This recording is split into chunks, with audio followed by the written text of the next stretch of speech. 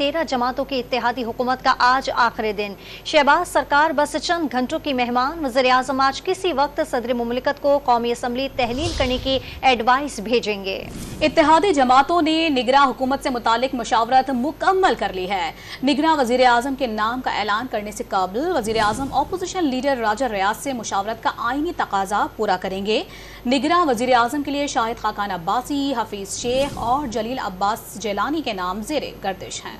कौमी असम्बली की मुद्दत खत्म होने में सिर्फ एक रोज रह गया। निगरां वजीर आजम से मुतालिक मुशावरत फाइनल राउंड में दाखिल हो गई। अगले 36 घंटों में निगरां वजीर आजम का नाम सामने आने का इम्कान है। सियासी हलकों में साबिक वजीर आजम शाहिद खाकान अब्बासी, साबिक वजीर खजाना हफीज शेख और साबिक सफीर जलील अब्बास जिलानी के नाम सर फहरिस्त आ गए। अपोजिशन लीडर राजा रियाज ने हुकूमत के मुजव्वज़ा नाम को ही फाइनल करने का इशारा दे दिया। निगरां वजीर आजम की तकर्रूरी से मुतालिक मुशावरत के लिए वजीर आजम और अपोजिशन लीडर के दरमियान मुलाकात आज शेड्यूल है।